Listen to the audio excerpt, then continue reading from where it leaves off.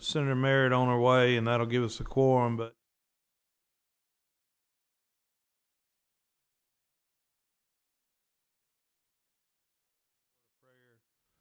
if we could, please, if Senator Harbison, do you mind to open us in a word of prayer?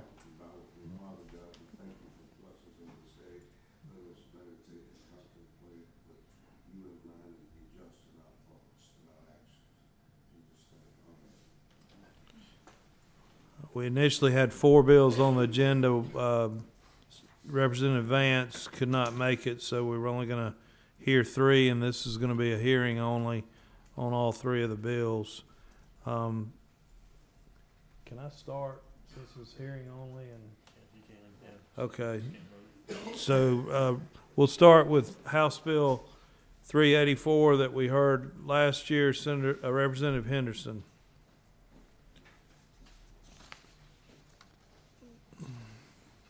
Welcome. Good afternoon. Chairman Walker, thank you.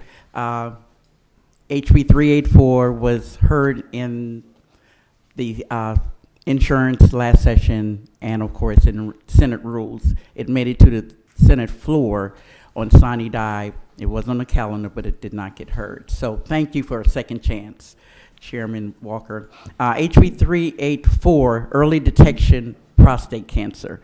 Prostate cancer is the second leading cause of death among men in the state of Georgia.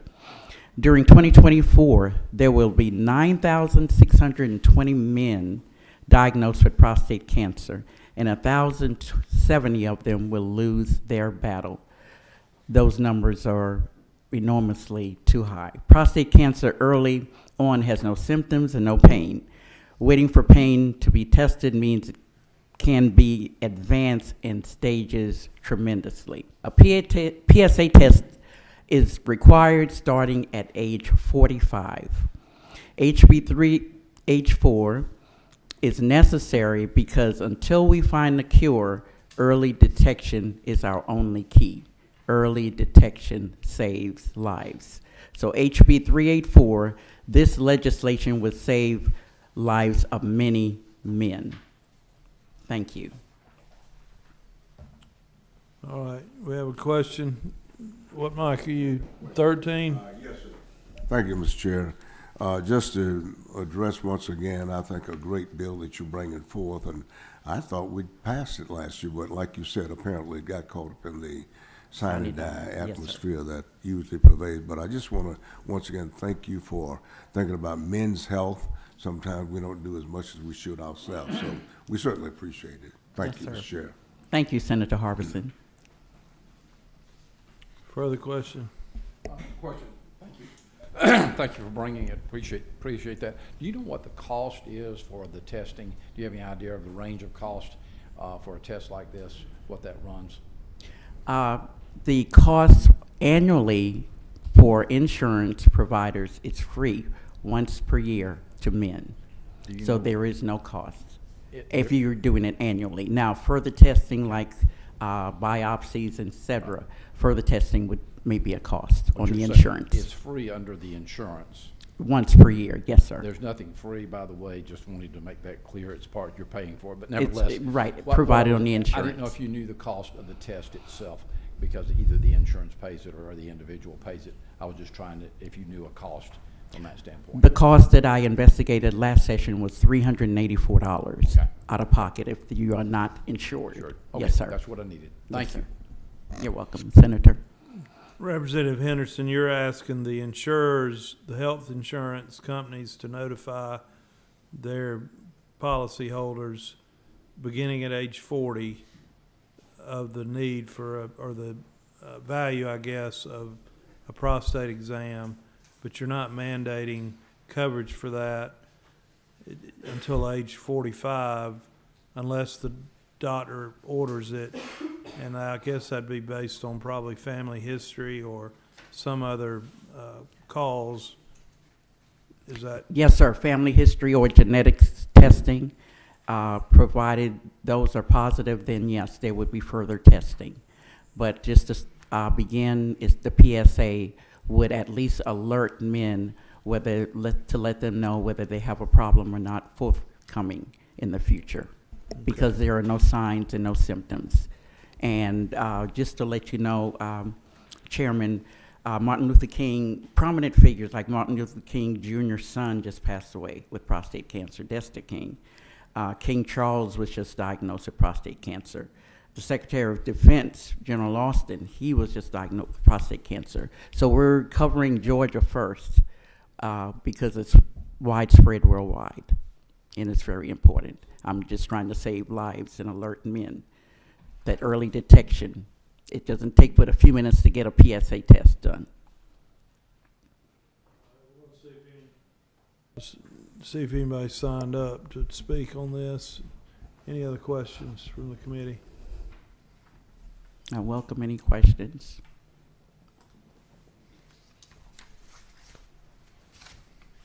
All right, thank you very much. Thank you, Senator. Appreciate job. it, Senator Walker. And McKenzie. Okay, next, my esteemed colleague from the House, Chairman of the House Insurance Committee, Representative Lumsden, is going to bring us a department bill, I think, House Bill 984. Morning, Mr. Chairman, members of the committee. I do bring you House Bill 984. We will be working from LC 520528S.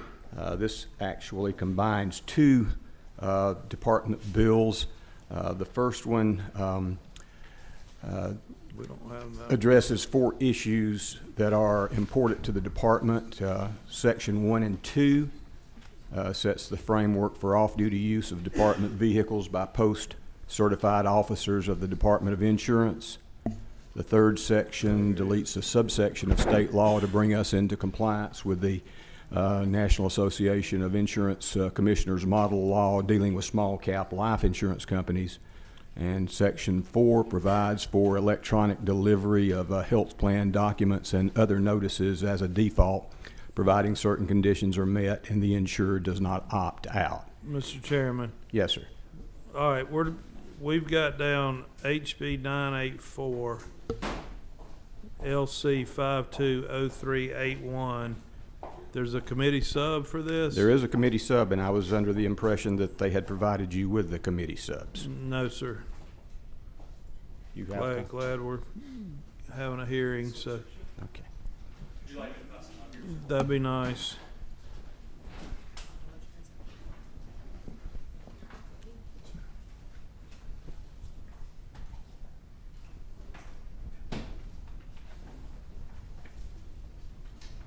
Thank you. We need to be sure we get the original. I have the two, 01 and 02 here for you. Okay, that's Yes. probably why we don't have it.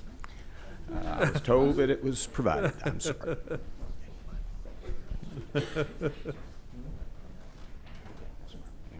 All right. All right, we'll start again here, now that you have the documents in front of you. Yeah. Yes, As I sir. said. All right, LC 520528S. As I said, this is a Department of Insurance bill that addresses several issues that are important to the department. Section 1 and 2 sets the framework for off-duty use by department vehicles by the post-certified officers of the Department of Insurance. The third section deletes a subsection of state law that brings us into compliance with NAIC model law that deals with small cap life insurance companies.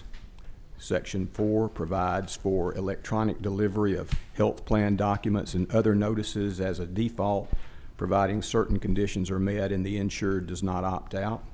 And Section 5 requires insurers to waive the age requirement for dependents with a developmental or physical disability and allows them to remain on or be added to their parents' insurance policies.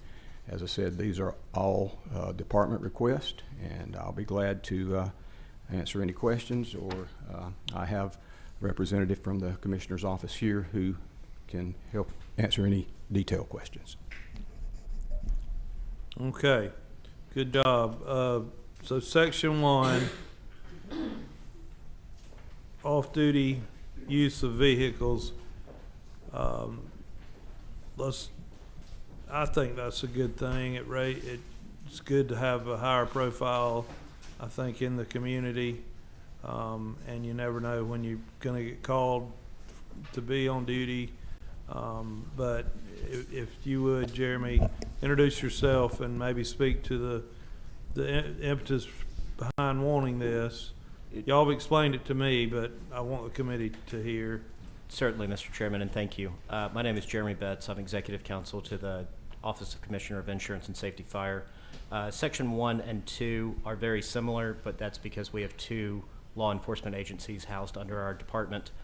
Section 1 speaks to our arson department, or arson investigatory group, and Section 2 speaks to our criminal investigations division for special fraud and insurance. The purpose of this is to mimic what was created in 2016 under Title 35 for our state patrolmen, our other state officers such as motor vehicle carrier compliance, GVI, and so forth, that allows these officers to utilize their vehicles in off-duty work that provides additional income if they so wish to go do that, but provides them in the community if they do get called onto duty. They don't have to run home, get their state-issued vehicle, and then return back to whatever incident they may be responding to, which is especially important for our arson investigators who are able to attend to any fire when requested within 90 minutes throughout the state. So, Mr. Chairman, I believe that's kind of a 50,000 foot. I'm happy to delve in if needed further. No, sir. All right, and let's go on to, one had to do with the life insurance, small cap life insurance. Expand on that a little bit, please, sir. Yes, sir. That we're speaking to Section 3 at this point, and this is just a repealing section. Currently, within the statutory section, we have a small company exemption for principal-based reserves, which allows for a different type of accounting under that specific exemption. To meet full NAIC accreditation, we need to have that removed, but that is still allowed for within the regulatory accounting manual that is utilized by all insurers.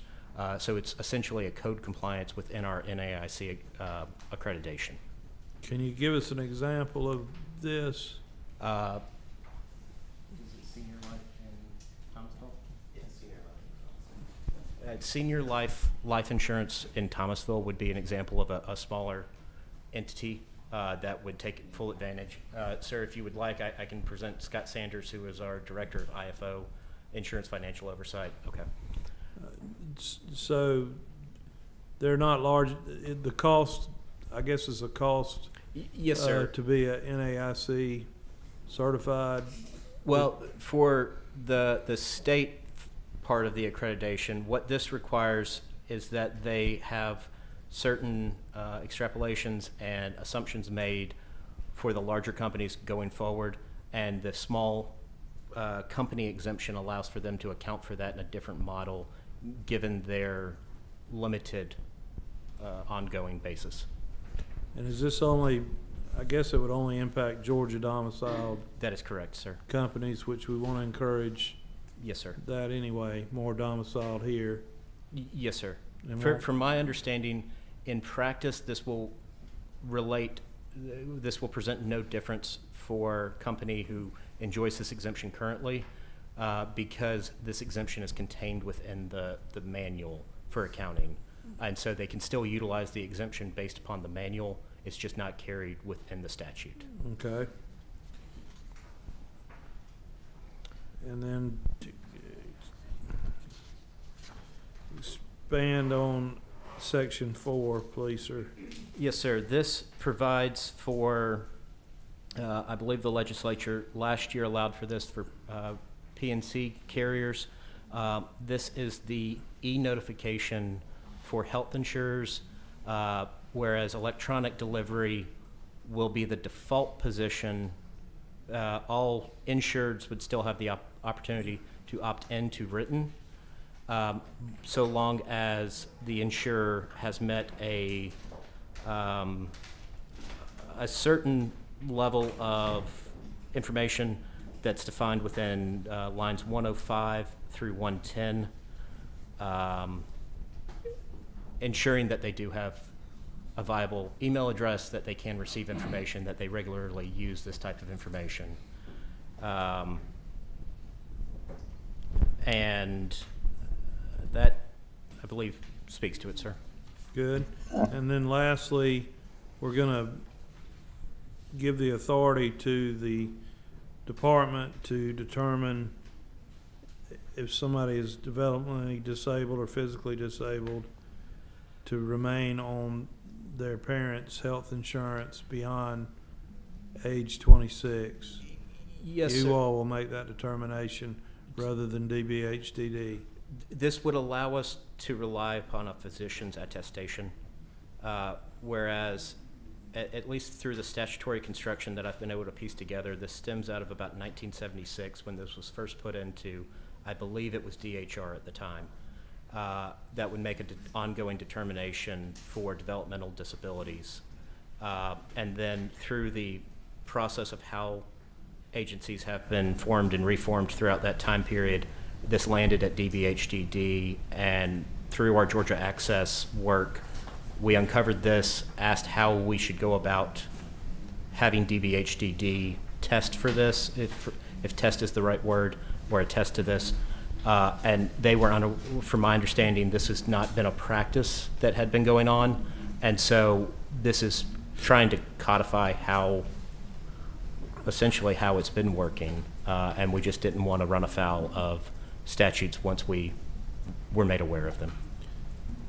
So you all are running Georgia Pathways, which has been a phenomenal success, I think. And so it would make sense for you all to be the one handling this attestation aspect. And I guess it's only going to impact Georgia Pathways policyholders, or? It will affect, from what has been told to me, a very limited, a very, very small group of Georgia Access insureds who otherwise do not qualify for a Medicaid program.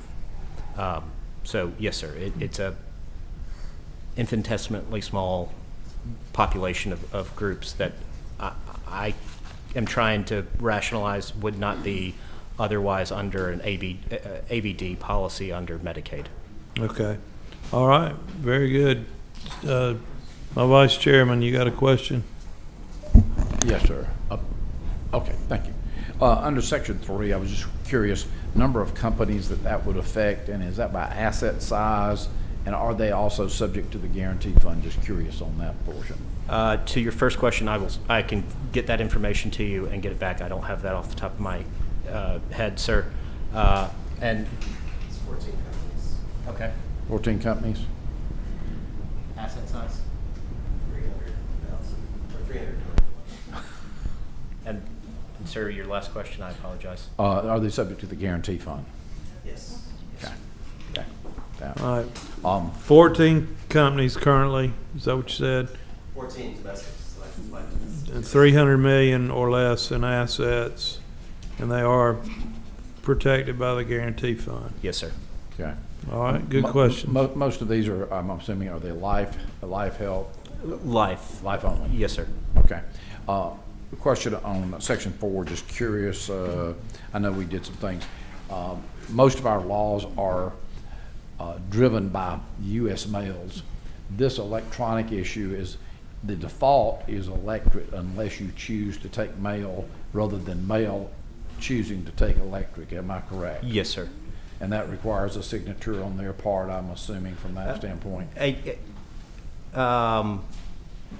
believe that it can be an electronic attestation or an electronic signature, but yes, sir. It doesn't have to be a wet signature, but yes, sir. One other question, just curious, because we see some of this going on. The U.S. mails are not always the most dependable from that standpoint. I get my policy, let's say, there. Are notices of cancellation sent by U.S. mail, or are they sent by email, depending upon what's going on? That's a question I have for you. I believe under our cancellation statutes, they would still be governed under regular statutory communications. Okay. And so I do not believe that this would affect that. I will double check that answer and get back to you, sir. Reason I ask is that emails, as they get Redundant almost. redundant and almost the things that are there. And for somebody to have a life insurance policy canceled or something canceled there, US mails, even though they're not the most dependable, or at least. I will double check that answer Okay. for you. Okay, no, that's it. Thank you. Appreciate that. Chairman Kirkpatrick. Yeah, two questions, if you don't mind. The first one is a follow-up to what Senator Harburn was asking, and that is about the process for opting out versus opting in, which is what I'm more familiar with people that contact me. Do you want your statement to be paperless, et cetera, et cetera? This is sort of the opposite of that. And one of the other bills that we're working on in another committee, we actually broadened from U.S. mail to other carriers because, sometimes you want to send something a different way than U.S. mail to be sure that somebody gets it. So I just wasn't sure about the process of whether the person would get a letter of some sort giving them the option to opt out, because if you do it by email, you're not going to always know if they receive it. This would initially be done at the time of sign-up, is my understanding, or open enrollment, or whatever that period is that would start the new plan year. And that option would be presented at that time, whether to opt out and therefore into paper mail. And so the insured would receive that notice annually through their traditional sign-up process. Okay, can I ask one more? Yeah, sure. And just one more thing on section 1 about the sort of, again, a process question about how the officer who is using their vehicle for other things, do you guys have that all worked out in terms of how they would log their usage, their mileage or gas or whatever you would normally reimburse if they're using it for personal something else? Yes, ma'am. I've been assured from our accounting department that because this has been effectively in place for, I think it's 7 years over with public safety, that DOAS has a fairly robust system that we can work with to utilize within our department to help verify that. I think it's the correct wording. All right. Senator Harburn.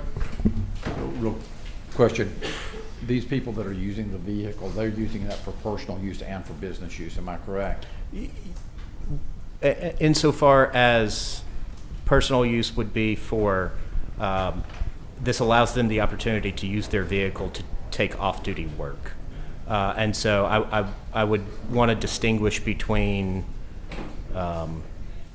going to a personal errand and then taking a second job that would still fall into the personal category, but they would be able to park their state vehicle at that Walmart or whatever location. And my only reason for asking this is usually under a normal insurance policy, if they don't have other insurance, if they don't have their own insurance policy, there's no extension for personal coverage. And I didn't know whether you had looked at that, is whether there's personal coverage extension for those people who do not have a personal auto policy. Is there coverage for them if they're using it for personal use? That was my question more than anything else. Yes, sir. And as we have been looking at this for about 6 months now, sir, all of our vehicles are covered under the state's insurance policy through DOAS, which does provide that extended coverage for off-duty work. Personal use. Yes, sir. Okay, that's just a note, because we've seen this happen, because the lawsuit comes in not against, it comes against the individual personally from that standpoint. You didn't know if that had been covered. Yes, Okay. sir. We're trying to avoid, to create a catch-all at that Understand. point. Okay. All right, I see no further questions. Thank you very much. Thank you, sir.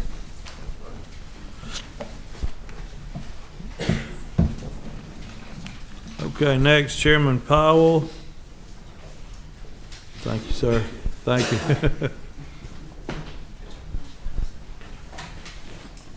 You're gonna talk to us about marinas and livery insurance or. Thank you, Mr. Chairman and committee members. I bring to you today House Bill 994, And I guess the best way to give you a little bit of background to this, I was approached by the marine industry, the folks who run the marines around the state. And I'm very familiar with the importance of that for recreation and such. I live up on Lake Hartwell, divided lake between Georgia and South Carolina. And when I was approached, there's an issue that has become so prevalent that the marine dealers are the ones who, or the marinas around the lakes, are the ones that usually are the ones that rent boats. And the boats I'm talking about, and I presume that most of these are the pontoons and such as that, the pleasure craft. And they have run into an issue that's been growing for years, and that's about vicarious liability.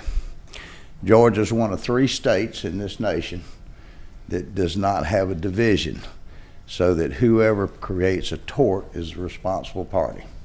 So these marine dealers, when they rent a boat, they assume total liability for any accidents, not just for anything that might be an issue with the boat, but if they rent to the person and that person has an accident, then they're the ones that get sued. There was no way of separating this because of the law. I was quite surprised in that, and of course I'll be honest that after 34 years I astonished myself at how naive I am about certain issues. But you know, we all learn every day that we're in session about things that need to be fixed and repaired.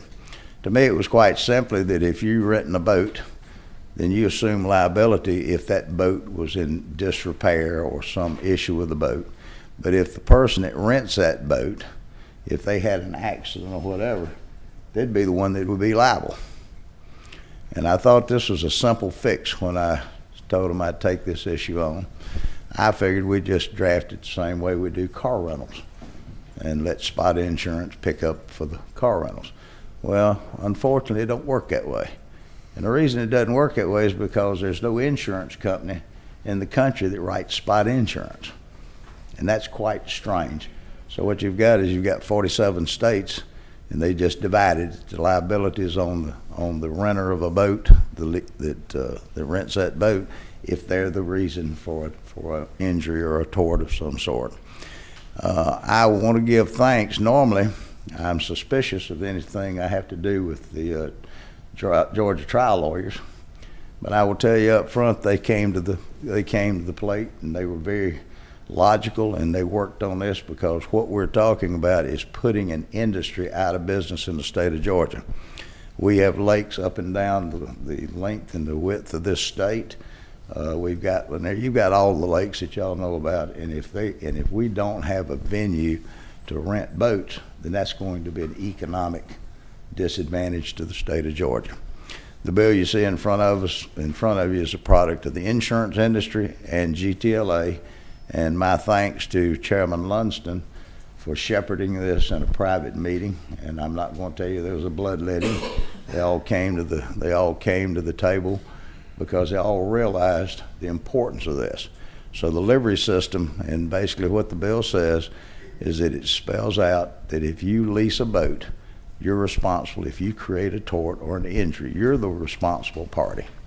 If the accident was caused by some malfunction or some disrepair of the boat, then they would be marine livery would be responsible. We have said in here 2 things that stand out. One is that the marine dealers, that they'll have a certain level of insurance.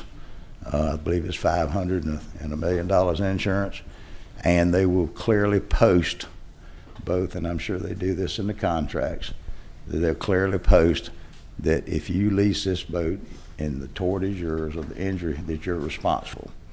And that, ladies and gentlemen, is pretty well what this bill does. It also goes in to say now that the marine dealer or whoever is the livery on this, that they have got to scrutinize who they're leasing to.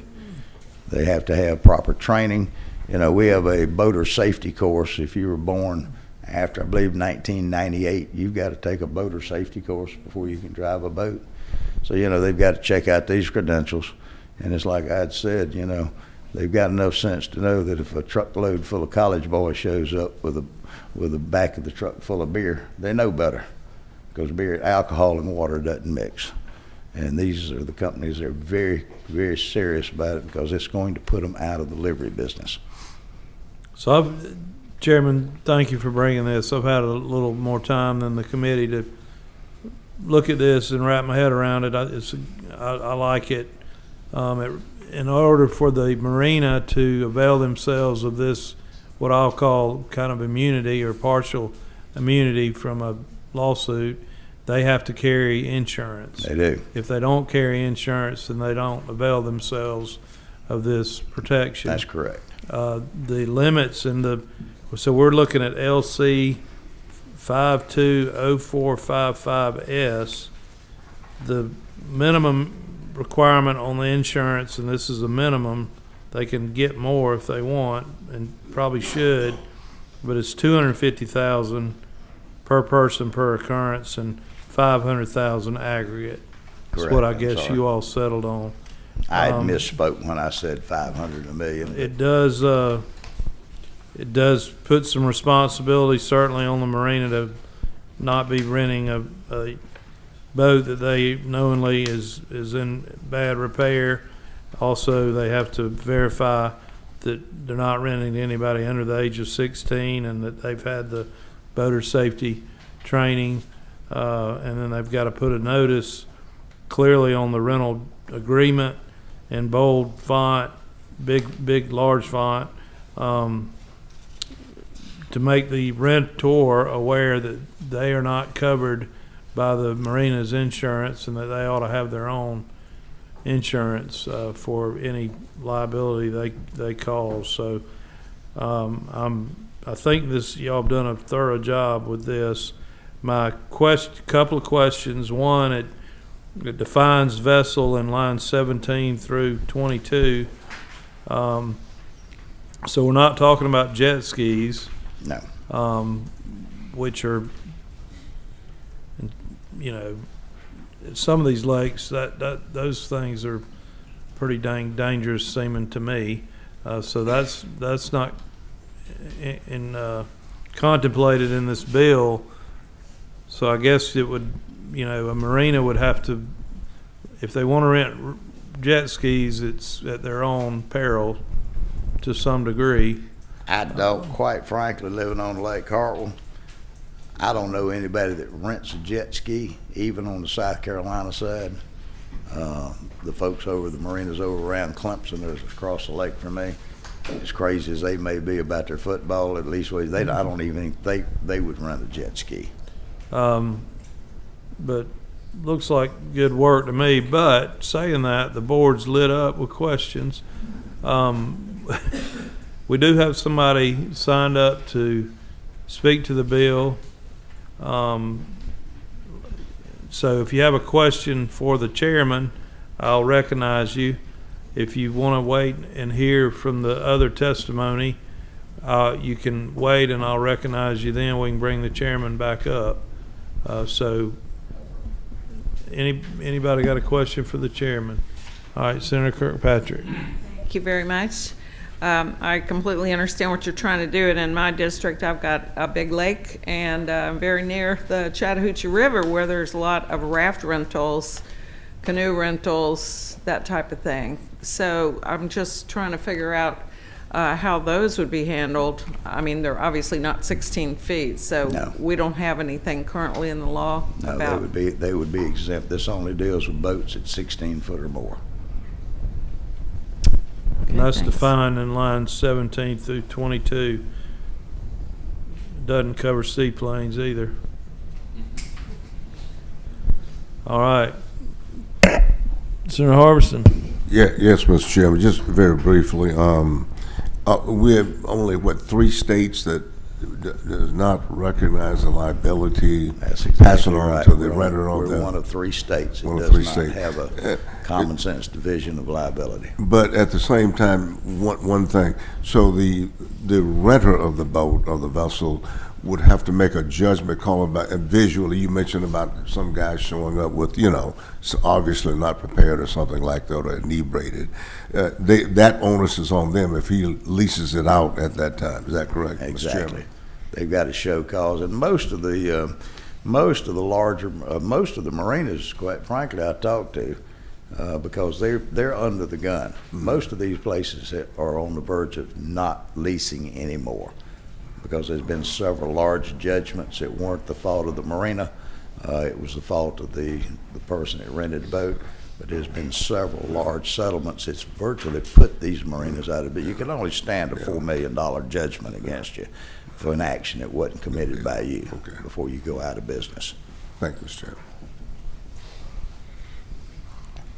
And that, to your question on that, Senator Harbison, starts on line 32 through, I guess, 39. Kind of puts the onus on the marina to, use some discretion who they're renting to and good judgment. Thank All right, Senator Harbin. Thank you, sir. From what I was reading here, basically, this bold print would be on the rental, I assume, agreement that's there, that they're renting the boat from, is what that is, or is that just a display? The bold print should be on the building itself, wherever the consumer is coming in, so it's clearly seen. And I have no doubt, given the anxiety they have about wanting to stay in business, it'll also probably be printed on the contract. Just curious, and I'm not this. I know that the homeowners policy normally gives a basic coverage for smaller craft, but usually there's horsepower limitations and limitations by size from that standpoint, and you have to have a homeowners policy in addition to that. Is there any kind of provision or thought that a market may be available where the dealer could offer, because we're talking liability, but the dealer also has a physical damage issue on the boat, and I assume what is there, the agreement itself is going to make that renter responsible for the damage to the boat if he's renting it. Yes, sir, that's Is that my what happens? understanding. That's mine. Okay. Okie doke. All right, let's hear from Dan Groom or Will Archer or both from TEI Industries. Thank you, Chairman. Thank you, Mr. Chairman, ladies and gentlemen.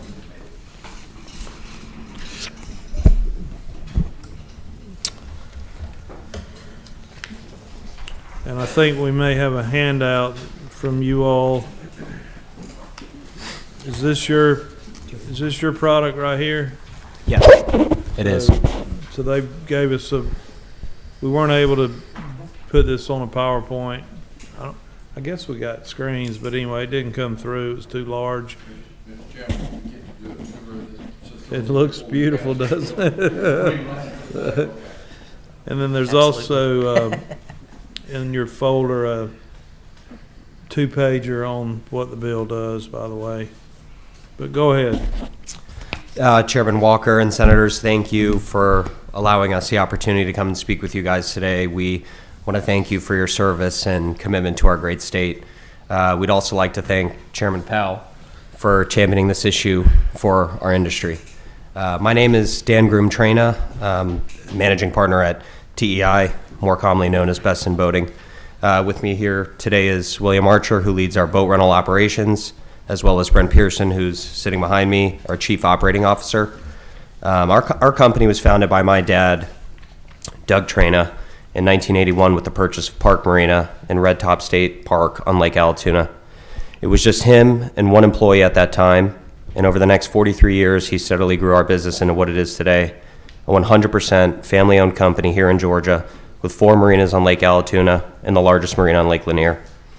We employ over 500 people here in Georgia across slip leasing, boat sales, boat service, food and beverage, and what we're here to talk to you about today, boat rentals. The boat rental industry in the state of Georgia faces an existential crisis, not just for us, but for all marinas in our state. The way the law is currently written, as the owner of the boat, we are vicariously liable for anything and everything that occurs out on the water, even in instances where the renter is grossly negligent. To parallel this to the car rental industry, if you rent a car, drive to a bar, become intoxicated, or let your 12-year-old son or daughter drive the car and an accident occurs, Hertz or Avis would not be liable.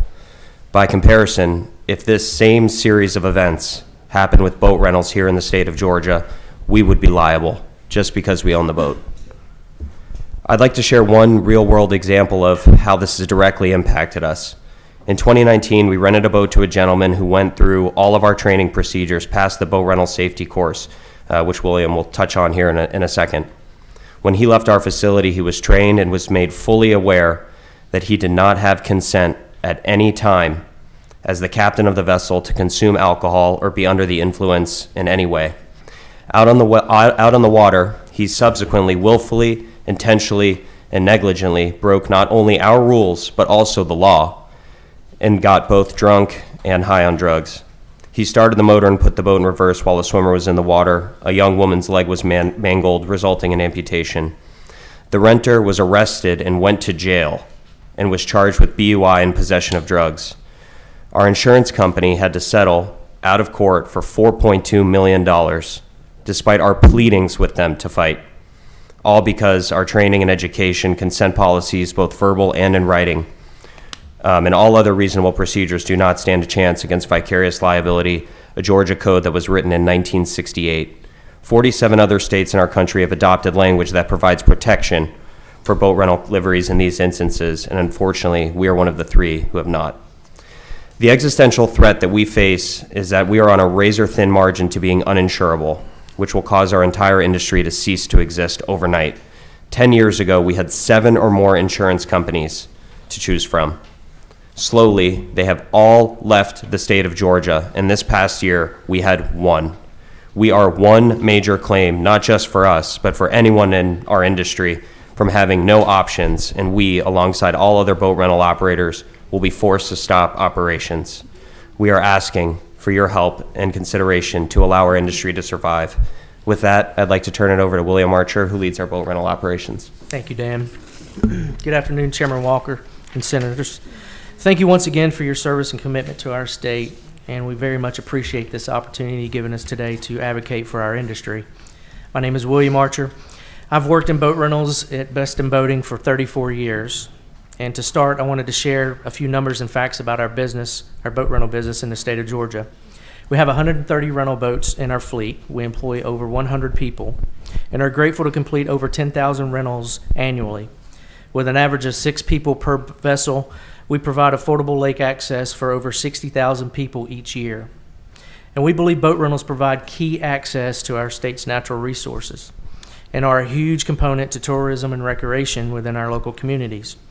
Not everyone can afford a lake house or a boat, but renting a boat provides a low-cost opportunity to be able to get outdoors and enjoy or visit the many lakes and waterways that Georgia has to offer. Now, we've been renting boats for a long time, and along the way, we realized the only way or the best way to avoid liability is to prevent accidents from happening at all. So we've worked tirelessly on our safety protocols and believe that we have set the standard for not only the state, but nationwide. In fact, in 2014, the state approached us about our procedures and shortly thereafter modeled the state-required boat rental education law after our rental safety procedures and training program. This is Code Section 52-7-8.3. The recently promoted Colonel Mike England can attest to that. We require our captains to go through a 5-step training program starting with a pre-qualifier, which is watching a DNR improved boater education video and passing a test with an 80% score or higher. Signing our digital contracts, going through a full life safety orientation program, and reciting the scripted captain's pledge while being videoed. And in the last committee, we tried to show that video and hoping we'd be able to do that today, but the script is on your packet that you have with you today. It may seem a little extreme and uncomfortable for some people, a little intimidated, but sometimes that's what it takes to make the message sink in. And obviously, we take our training and safety of our renters and customers very seriously. But no matter what we do, our procedures won't hold water against this vicarious liability language in the current Georgia boating law. So in closing, we're not asking to be completely absolved of all liability. If we're negligent, we should be liable as anyone else. We're just asking not to be liable for anything and everything just because we own the boat, especially when gross negligence by the customer is at play. We're counting on your help and support to modify this antiquated law, bring Georgia up to parity alongside 47 other states, and allow the boat rental industry to survive. We have worked with the GTLA, the Department of Insurance, and Legislative Council on the language of the bill that you have in front of you today, and we believe it reflects the culmination of a lot of common ground. We appreciate their willingness to work with us and feel that this bill, as presented today, is one that will help secure the future of the boat rental industry throughout the state of Georgia. A lot of you have seen Senate Resolution 623 come across your desk recently, and it has had overwhelming support in the Senate. I believe there were 39 sponsors, which is pretty impressive. This resolution encourages the Department of Natural Resources, the Department of Economic Development, and the Department of Community Affairs to cooperate in crafting strategies to promote and establish Georgia as a top destination for our outdoor recreation. Passing this bill and saving the boat rental industry, I think would be one heck of a strategy to start with. We appreciate the opportunity to come to speak with you today, and we'd be happy to answer any questions at this time. Thank you very much. One question. Senator Harbin. Your comments about the market shrinking is a reality in Georgia right now, in not only your industry but many other industries, because of the same type of situation that's going on here. Your bill makes a lot of common sense from that standpoint. We don't like to have personal liability, but that's what we need, is personal responsibility in that respect. Or we're going to put businesses out, especially in the recreational area.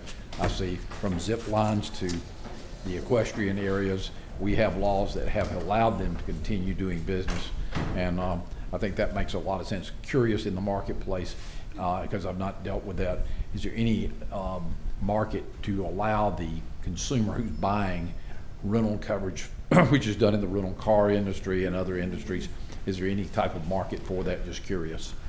There is a market out there nationwide for spa insurance or insurance for the form of the renter. The one thing that I'll say is that the boat rental industry as a whole is not a huge industry. It's not like the car rental industry. There's probably more cars rented in a day than an entire year for boats. Right. And so even though this market exists, there's maybe one or two players in it. It's very new. As of the moment, it's expensive. And so our hope is that over time, just like all markets, it'll continue to develop and there will be more options out there available for renters. But at the current moment, there's just not much out there. Well, what you were saying is that the insurance company that chose to settle a $4.5 million claim, and they looked at what the law said and made that decision strictly on the law.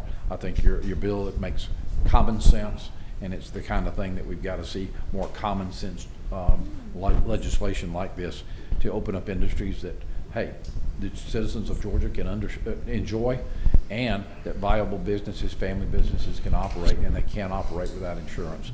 All right. So thank you. Thank you. Okay, thank you very much. Great presentation. And with that, the meeting is adjourned.